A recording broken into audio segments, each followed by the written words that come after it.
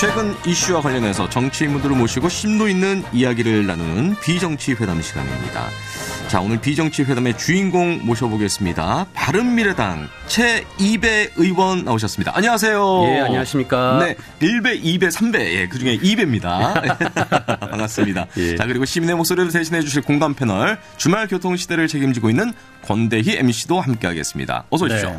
오늘도 의원님 성함을 이용해서 삼행시를 또 준비했습니다. 기다려지는 시간입니다. 네. 긴장되는데요. 네. 채송화도 봉숭아도 한창인 계절이 이제 곧 봄이 옵니다. 배도 부르고 마음과 정신도 건강한 정책 함께 만들어 가시죠. 청취자 대변인 권대희입니다. 네, 박수. 박수. 예. 오늘도 또 기대를 무너뜨리지 않는 삼행시였습니다. 야, 아주 만족스럽습니다. 만족스럽습니까? 예. 자, 오늘 최이배 의원님과 함께 다양한 얘기를 나눠볼 텐데요. 공감 문자 보내주시면 우리 권대희 공감 패널이 대신 물어봐 드리도록 하겠습니다. 네, 비정치회담 들으시다가 문자로 소중한 공감 의견 보내주시면 방송 중간중간에 제가 소개해드리겠습니다. 100원의 요금이 부과되는 샵 9977번으로 여러분의 소중한 의견 보내주시면 됩니다. 300명 국회의원 중에 최연소 의원 중에 한 분이시고요. 굉장히 논리적이에요. 그리고 그 공인회계사라는 그 전문 지식이 있어서 우리나라 기업들의 어떤 불공정 행위라든가 또는 이런 잘못된 회계 관행이라든가 지배구조 이런 데 대해서 항상 날카롭게 지적을 하는데 이분은 나이에 비해서 상당히 잠재력이 있다. 열심히 일하는 국민들이 자기 몫을 찾아갈 수 있는 사회를 만들겠습니다. 공정한 경제의 기틀을 만드는 정치인이 되겠습니다. 네, 의원님. 예. 지금 목소리 누구 목소리인지 아시겠습니까? 예, 앞에 김용석 의원님이 저를 네. 칭찬해 주시는 내용을 맞습니다. 예. 따오신 것 같고 그다음에 뒤에는 이제 제가 그렇죠. 본인의 목소리. 각오를 네. 이렇게 얘기했던 것 같은데 정말 준비 많이 하셨네요. 바로 국회방송 칭찬 릴레이 프로그램에 예. 자유한국당 다른 당이세요. 예. 네. 자유한국당 김종석 의원이 출연해가지고 바로 이 최이배 의원을 소개하는 내용이었습니다. 예. 자, 그러고 보니까 우리 TVN 이슈 공감에도 의원님 첫 출연이시죠? 예, 처음 나왔습니다. 예, 한번 인사 좀 해주시죠. 예. 예, 우리 청취자 여러분들 반갑습니다. 아마 지금 전국의 도로 위에서 많이 들으실 것 같아요. 네. 예, 그래서 좀 우리가 뻥 뚫린 도로에서 시원한 느끼는 것처럼 네. 오늘 방송도 시원한 목소리 전해드리고 좋은 정책 말씀드리도록 하겠습니다. 목소리 또랑또랑 낭낭합니다. 네, 그렇습니다. 저희랑 또 동갑이시네요. 그런 만큼 젊은 목소리. 들통났습니다. 네. 아니, 그 앞뒤 조사를 당연히 제가 해봤는데 네. 뭐 그냥 1등 국회의원이라고 하면 표현이 될 것 같아요. 네. 뭐 당연히 공부도 잘했을 것 같고 네. 하지만 뭐 학창 시절 얘기는 아니고요. 의정 활동 1위입니다. 네. 한 언론사의 자료에 따르면 법사위 종합평가에서 1등, 또 예결위 전체회의 매트릭스 분석에서 1등. 네. 뭐 소감 한 말씀 안 들어볼 수가 없을 것 같습니다. 예, 제가 전반기에는 정무위라는 상임위에서 활동을 했었습니다. 네. 이제 거기는 공정거래위원회, 금융위원회가 이제 속해 있어서 네. 굉장히 내용이 좀 어렵습니다. 그래서 많은 얘기를 했음에도 불구하고 언론에 보도가 잘 안 돼요. 네. 근데 이제 후반기에 제가 법사위로 옮겨왔는데 이제 법사위에서 이번에 주요한 내용들이 법원의 사법부의 사법농단 네. 그리고 뭐 이제 검찰 수사권 조정 뭐 이런 내용들이 이제 있다 보니까 이거는 좀 국민들이 조금은 더 이해를 많이 하시더라고요. 네. 상식적으로 충분히 받아들일 수 있는 지점들도 많고 그래서 좀 열심히 좀 했고 그랬더니 이제 국민들로부터 평가가 좋았던 것 같고요. 네. 특히나 무엇보다도 이제 정쟁을 하지 않고, 그러니까 항상 이제 민주당하고 한국당이 막 서로 말싸움을 하고 할 때 저희들은 묵묵히 있다가 이제 회의 본격적으로 진행합시다. 이러면서 이제 항상 합리적인 비판과 네. 또 실천 가능한 대안들을 계속 제시해 왔거든요. 네. 그런 평가들이 그렇게 이제 좋은 점수를 주신 것 같습니다. 네. 감사합니다. 박수 드려야 됩니다. 네. 자, 그리고 지금 의원님이 바른미래당의 원내정책 부대표로 활동하고 계신데요. 예. 이 일은 어떤 일을 하는 자리인가요? 말 그대로 이제 정책을 담당하고 있고요. 예. 제가 이제 나름 국회에서는 이제 정책통으로 통하고 있습니다. 그래서 네. 저희 당에서도 전체적인 정책의 방향 예. 그리고 또 이제 의원님들마다 각자 또 다 알아서 자기 목소리를 내시거든요. 네네. 네, 그럴 때 필요할 때 또 그런 정책을 조율하는 네. 역할을 이제 하고 있습니다. 그래서 아무튼 정책으로는 한번 이제 승부를 보겠다라는 생각을 가지고 열심히 하고 있습니다. 정말 공부 잘하신 것 같아요. 네. 많이 하시는 것 같고요. 네, 똑똑히 하시네. 네. 저희가 본받아야 될 것 같습니다. 같은 세대로서 자랑스럽습니다. 아, 부끄럽습니다. 자, 이제 슬슬 이제 입도 풀었고 몸도 풀었으니까요. 본격적인 이야기를 시작해 보도록 하겠습니다. 오늘의 주제는 정치권 이해충돌 논란입니다.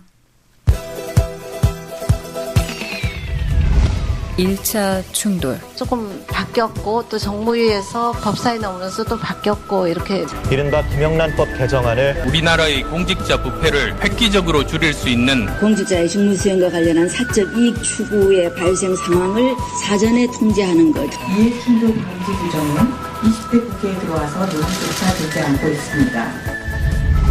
2차 충돌. 공직자 이해 충돌을 방지하는 입법이 앞다퉈 추진되고 있습니다. 바른미래당 최이배 의원은 정의당 이정미 대표도 민주당 박영선, 표창원 의원도 준비하고 있다고 말했습니다. 중간에 효과 재밌네요. 괜찮습니까? 정치에 대해서 빨리 비키라고 하는 것 같은데요. 근데 그 뒷얘기를 하자면 이 한 35초 정도, 40초 정도 되는 분량인데요. 네. 우리 담당 프로듀서가 이것 때문에 2시간 동안 작업을 했다는 후문이 있습니다. 그러실 것 같아요. 예전에 저기 김영란 네네. 권익위원장님 목소리, 안철수 대표 목소리, 네. 박은정 현 권익위원장님 그쵸. 목소리, 네. 저희 당 권은희 의원님 목소리까지. 네. 목소리만 들어도 다 아시네요. 네. 네. 그러니까 이만큼 이해충돌 방지법이 사실은 최근 들어서 다시 나오고 있습니다만 관심이 있었던 부분은 몇 년 전부터 얘기가 나왔던 거거든요. 예. 예. 그리고 나서 지금 의원님이 최이배 의원님이 공직자 이해충돌 방지법 제정안을 대표 발의했습니다. 어떤 건지 설명을 좀 해주시죠. 일단 좀 개념을 하나 말씀드리면은요. 네.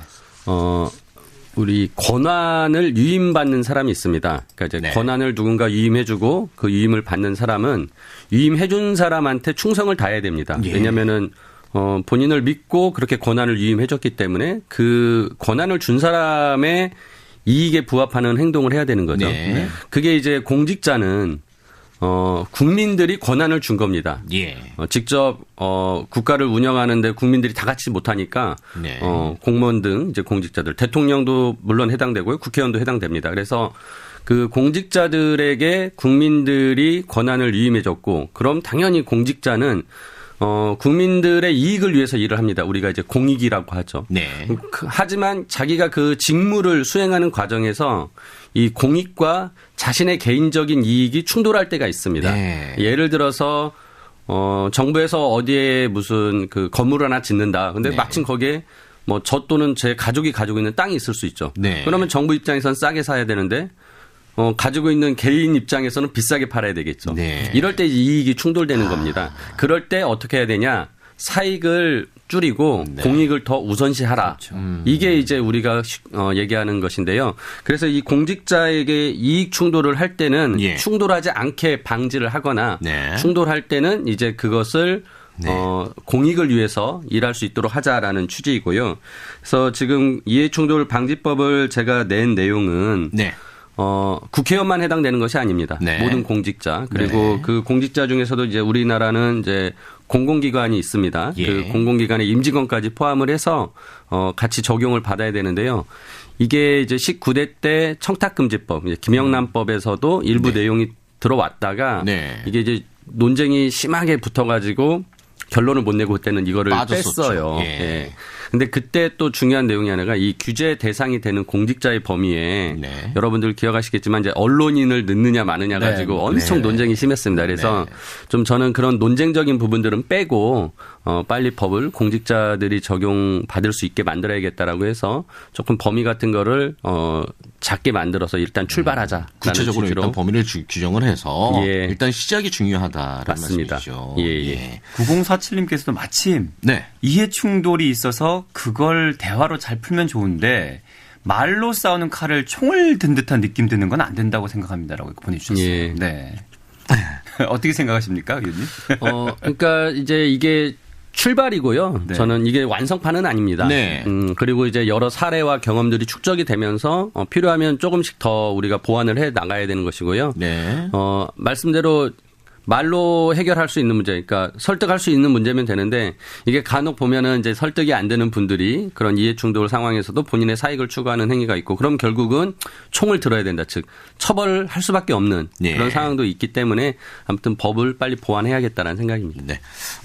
이 사실은 그 김영란법 아까도 말씀해 주셨습니다만 그때부터 이해충돌 방지법 얘기가 나왔었는데 빠져서 좀 아쉬움이 있었고요. 그리고 계속 거론이 돼 왔었거든요. 정치권에서. 예. 이번에 어떤 계기로 이 법안을 준비하게 되셨는지. 이제 여러분들 다 아시는 손혜원 의원이 국회의원으로서 활동을 직무를 수행을 했는데 그러는 과정에서 본인은 목포에 문화재 거리가 조성될 것을 생각하고 이제 거기에 부동산을 본인의 조카와 또 남편의 회사 등이 이제 사게 했죠.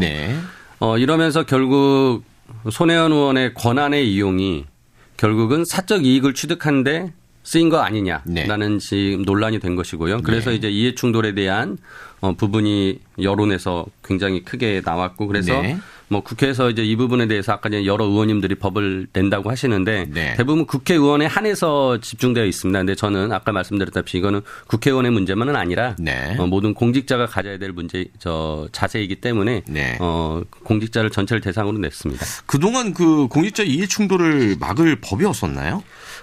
우리가 공직자 윤리법이 있습니다. 근데 이 법에는 이해 충돌하면은 아까 말씀드린 공익을 우선시해야 된다라는 선언적인 내용이 있는데요. 이거를 위반하면은 어떻게 처벌한다, 제재한다라는 내용이 없습니다. 그러다 보니까 실효성이 없었고요. 실질적으로 이 공무원들이 자체적으로 가지고 있는 윤리 강령이 있습니다.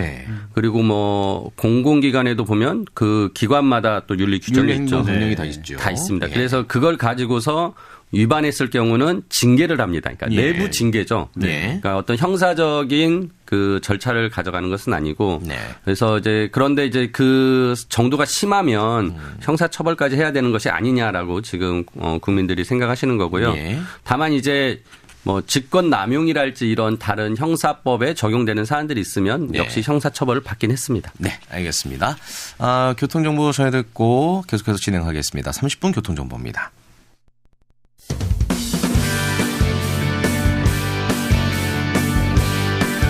생생한 이슈, 신선한 정보.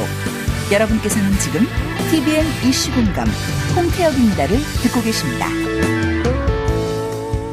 TVN 이슈 공감 유쾌한 수다 비정치회담 바른미래당 최이배 국회의원과 함께하고 있습니다. 오늘 이해충돌 방지법에 대한 얘기를 나누고 있는데요. 앞서 공직자윤리법이 기존에 있었다라는 말씀까지 해주셨습니다. 자, 그러면 공직자윤리법과 대표 발의하신 이 공직자 이해충돌 방지법하고 어떻게 좀 차이가 있는 건지. 기존의 공직자윤리법의 주요한 내용은 그 고위공직자가 재산을 등록하게 하고 이제 공개해서 이제 그 공직자가 어떤 그 재산상의 이익을 위해서 하는 것을 외부에서 감시할 수 있게 하는 이제 내용이 담겨 있고요. 근데 이제 제가 이번에 이해충돌 방지법은 아까 말씀드렸듯이 좀 폭넓게 이해충돌에 대한 상황들에 대해서 이제 등록을 하게 하는 겁니다. 그래서 공직자가 자신의 가족이랑 이렇게 특수관계인들이 있는 사람들이 있다면 일단 그분들을 등록을 합니다. 그리고 자기가 직무를 하는 과정에서 그 나의 특수관계인 사람들이 이익을 볼 수 있는 상황이 된다라고 하면 이게 이해충돌 상황일 수 있는 거거든요. 그러면 또 그 내용을 등록하게 합니다.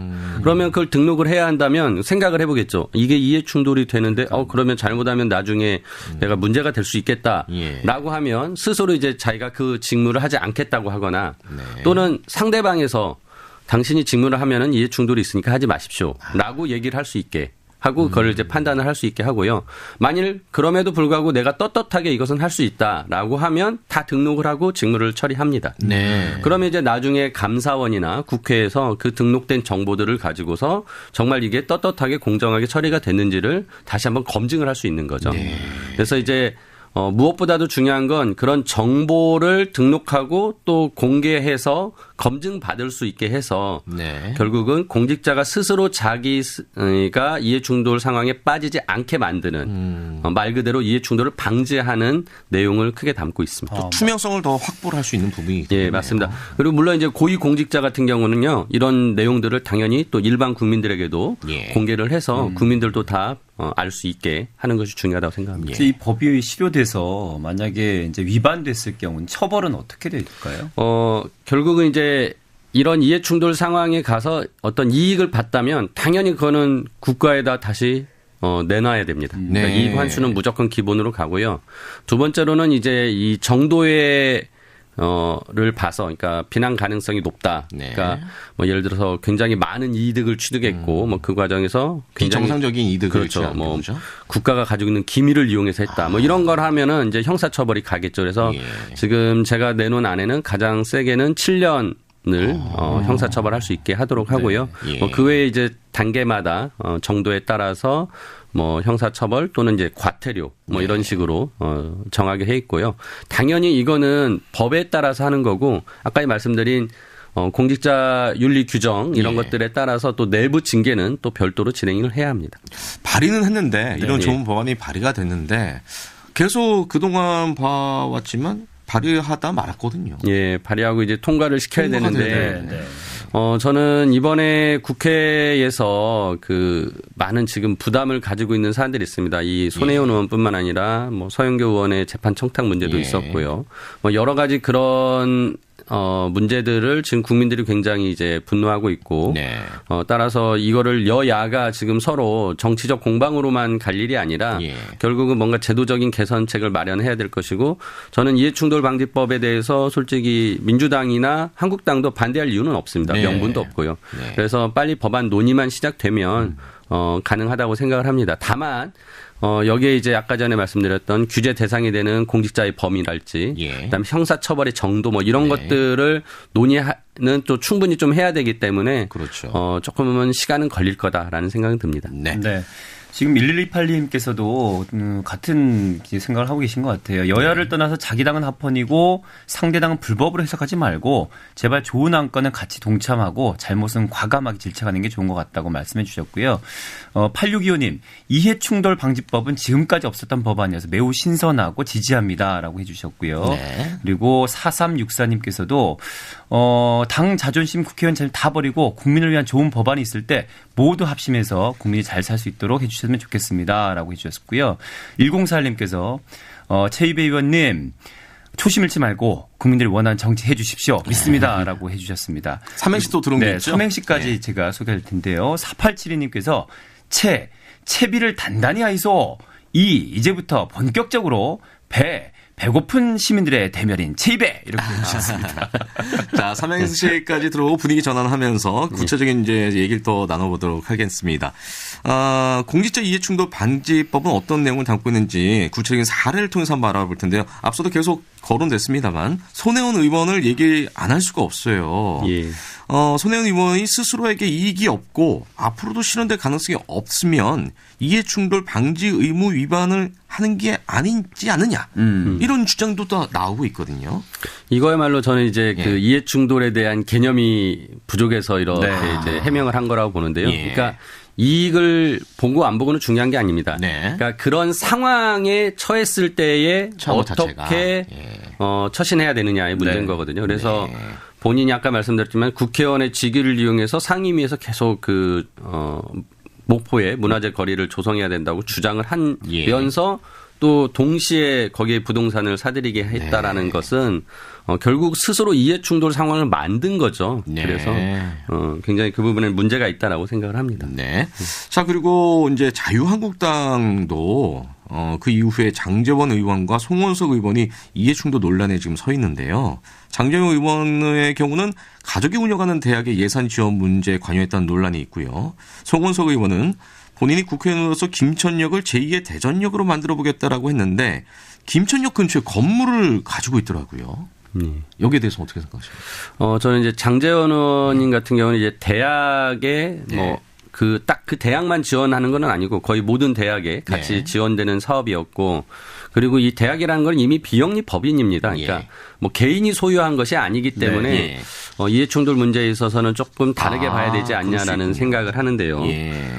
송원석 의원님 같은 경우는 이게 이제 지역구 의원들은 다 이 문제에 이제 관련이 될 수 있습니다. 특히나 이 이후에 이장우 의원님도 똑같은 비슷한 문제가 있었는데 지역구에 결국 자기를 비롯한 친인척들이 부동산을 가지고 있을 수 있고 근데 지역의 사업을 만들어서 아무튼 지역을 발전시키겠다고 하는 과정에서 이런 문제가 있을 수 있거든요. 그래서 이 부분은 좀 전후 관계를 잘 따져서 좀 판단해 볼 필요는 있다라는 생각이 듭니다. 4891님께서요. 자유한국당의 국토위원장 박순재 의원의 아들이 건설 관련 회사 대관 담당이고 편의를 주는 특혜를 줬다고 하는데 이것도 이해충돌에 해당될까요? 라고 문의 주셨습니다. 예, 제가 그렇지 않아도 아침에 이 부분 때문에 저희 의원님들하고 좀 상의를 했는데요. 그 건설회사는 아니고 가구회사로 알고 있는데 아무튼 아들은 당연히 이해 관계자이고 그 아들이 그 의원실을 이용을 하면서 뭔가 편의가 제공이 된 것이고 만일 거기에 있는 어떤 뭐 컴퓨터랄지 이런 자산까지 사용을 했다면 결국은 그거는 국민들의 세금으로 마련된 것을 개인에게 이용한 것을 허용한 것이기 때문에 문제가 될 수 있습니다. 그래서 제가 지금 만든 이해충돌 방지법에도 이 부분에 대해서는 명확하게 있습니다. 그래서 공적 자선을 사적으로 그렇게 활용하는 것에 대해서는 금지해야 된다라고 되어 있습니다.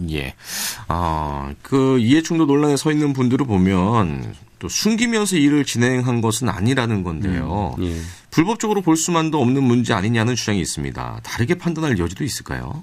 근데 저는 본인이 이런 절차를 다 공개를 했다라고 해서 그게 문제가 없다라고 주장하시는데 그 역시 이제 이해충돌 금지에 대한 어떤 그 이해 부족이고요. 그럼 공개 여부를 떠나서 그런 충돌 상황을 만들지 말아야 되는 것이었고 이후에는 이런 것들을 공개하고 정말 이제 떳떳하다고 하면 아까 말씀드렸다시피 사후적으로 검증을 받는 것이고요. 제가 보기에는 공개는 당연히 해야 되는 것이고 이후에 검증받아야 된다라고 말씀드리겠습니다. 자, 국회의원 전원을 대상으로 이참에 이해충돌 사안이 없는지 전수조사하자 이런 주장도 나오고 있습니다. 여기에 대해서 어떻게? 저는 가능하다면 할 수 있다고 봅니다. 왜냐하면은 그 각 상임위에서 자신과 어떤 관련된, 그러니까 자신의 사적 이익과 관련된 어떤 발언을 했거나 예산을 뭐 이렇게 확보하거나 했다는 게 있다면 그런 부분들은 당연히 비난받아야 될 것이고요. 그래서 지금 각 양쪽 한국당과 이제 민주당이 서로 이렇게 좀 공격하는 차원에서 막 찾아내고 있는데 아예 이럴 바에는 국회 차원에서 전체적인 조사를 한번 할 수 있으면 해서 이번에 다 이런 부분 털고 가면 좋겠다라는 생각합니다. 이거는 두 당의 문제만이 아니라 국회의원을 하고 있는 분들의 전원의 문제죠. 전체의 문제거든요. 그렇기 때문에. 네, 7260님께서 아무리 좋은 취지로 했다고 해도 서민들이 생각할 때는 이해충돌이 상충될 수가 있다고 그래서 공인으로서 신중하게 하는 게 좋을 것 같다고 이렇게 또 되게 주셨습니다. 좋은 말씀이세요. 그러니까 이게 권한을 가진 사람이 권한을 행사하는 거에 대해서 신중해야 되는 거거든요. 맞습니다. 네, 유쾌한 수다 비정치 회담 바른미래당 최이백 국회의원님과 함께 하고 계십니다. TVN 이슈 공감 듣고 계십니다. 오늘은 이 바른미래당의 최이백 의원님과 함께 계속해서 얘기를 나누고 있는데요. 그 일부에서는 그 전수조사, 이해충돌과 관련해서 전수조사를 위해서 국회를 감사하는 독립기구 같은 걸 만들어 보자 이런 주장도 나오고 있어요. 지금 국회 내부에는 이제 국회 사무처라는 조직이 있습니다. 그 안에 이제 감사관실이 있는데요. 거기서는 이제 사무처 직원, 그러니까 공무원들이나 이제 보좌진들을 이렇게 어떻게 보면 이제 그 감사하는 역할을 하고 있고요. 국회의원에 대해서는 윤리위원회를 구성해서 국회의원을 직접 이제 그 윤리에 대한 문제를 가지고서 이번에 어제도 5.18 민주화운동에 대해 망언하신 분들에 대한 뭐 그 윤리위원회 연다고 하는 것처럼 이제 국회의원에 대해서는 그 윤리위원회에서 단속을 합니다. 근데 이제 그러다 보니까 지금 국회에서 좀 이런 문제를 가지고서 이해충돌 같은 문제를 가지고서 다룰 만한 어떤 이제 좀 전문성이 있거나 또 독립된 기관이 없습니다. 네. 그래서 이제 제 생각에는 내부에 감사기구를 좀 설치를 하자. 네. 국회 내부에. 그리고 이 독립성을 확보하기 위해서 외부 전문위원들을 모셔서 네. 운영케 하는 것에 대해서는 가능하지 않겠냐라는 생각을 합니다. 그래서 제가 국회에 있지만 솔직히 내부 감사 제도가 이렇게 잘 안 돼 있는 것을 보고 깜짝 놀랐습니다. 네. 그래서 저희 당에서도 그래서 국회에 이런 조직을 개편해서 좀 자체적인 내부 감사 시스템 만들어야 된다라는 거를 같이 주장을 하고 있습니다. 그래야 좀 더 투명하게 운영이 되지 않을까 하는 생각이 들거든요. 안 그래도 지금 사실 7969님께서도 이 한 의원님의 변화로는 쉽지 않아 보인다라는 말씀해 주셨는데 이게 재정까지 쉽지는 않겠습니다. 그렇지 않습니까? 그래서 좀 고민이 많습니다. 네. 이거 어떻게 하면은 더 힘을 실어서 이게 통과될 수 있게 할 것인가. 그래서 지금은 저희 당이 좀 중심적으로 처음에 나섰다가 지금 아무튼 여러 의원님들이 또 유사한 법안을 내거나 준비를 하고 계시기 때문에 좀 밖에서 언론들이 더 좀 강하게 푸시를 해 주시면 또 국회에서는 그런 힘을 바탕으로 또 이렇게 입법이 추진될 수 있으니까 국민의 여론에 좀 기대서 좀 기대를 하고 있습니다. 주변의 의원님들의 반응은 어떠세요? 일단 저희 당 의원님들은 이 부분에 대해서 굉장히 그 동참을 하고 있습니다. 그러니까 당에서 추진하자라고 말씀하셔서 당 차원에서 그래서 이제 법안도 냈고 그랬고요. 그리고 주변에 이제 다른 당 의원님들도 이 부분에 대해서 아까 말씀드렸다시피 뭐 반대할 이유나 명분이 없는 거죠. 그래서 이런 것들 빨리 해서 오히려 국회가 좀 국민들의 신뢰를 다시 받을 수 있는 회복할 수 있는 그런 계기로 삼아야 되지 않겠냐라는 말씀하십니다. 네. 삼행시 또 들어왔어요? 아니 우리 최입 의원님 이게 성함이 쉽지 않은데 이게 그러니까요. 다들 정말 시인들이시고 작가들 같아요. 0739님께서 채로 치듯이 국민이 원하는 것을 이잡듯 뒤져서 배신감 들지 않는 모범 국회의원 최입에 응원합니다. 굉장히 흐뭇해하십니다. 네. 마음에 드세요? 재밌네요. 네. 자, 이제 마무리할 시간이 됐는데 끝으로 청취자분들에게 간단하게 한 말씀 부탁드리겠습니다. 예, 그 국회에 여러 가지 문제가 생길 때마다 이렇게 정쟁으로 특히나 지금 큰 거대 양당이 싸우면서 국회가 지금 1월 달에는 민주당이 2월 달에는 한국당이 이제 거부를 하면서 국회가 지금 공전되고 있습니다. 그래서 굉장히 국민들에게 죄송스럽고 앞으로는 이제 좀 싸우기보다는 일하는 국회, 좀 성과 내는 국회, 이런 이해충돌방지법 빨리 만들어서 통과시킬 수 있는 그런 국회 되도록 저부터 열심히 노력하겠습니다. 네, 알겠습니다. 자, TVN 이슈 공감 오늘은 이해충돌방지법과 관련해서 유쾌한 스타일 비정치회담으로 바른미래당 최이백 국회의원님과 함께했습니다. 오늘 바쁘신데 이렇게 시간 내주셔서 감사합니다. 다음에 아닙니다. 또 예, 오실 이렇게 거죠? 불러주시면 좋습니다. 분위기 좋으니까 또 오실 거죠? 네. 알겠습니다. 고맙고요. 자, 그리고 공감 패널 우리 TVN 주말 교통시대 권대희 MC도 함께했습니다. 고맙습니다. 고맙습니다. 8510님께서 모레 뵙겠다고 하셨는데요. 맞습니다. 오전 11시 기다리고 교통시대 뵙겠습니다. 자, TVN 이슈 공감 여기서 마무리하겠습니다. 지금까지 제작의 양종열, 기술의 조찬재, 구성의 김태형, 그리고 진행의 저는 아나운서 홍태혁이었습니다. 오늘도 함께해 주신 여러분 고맙습니다.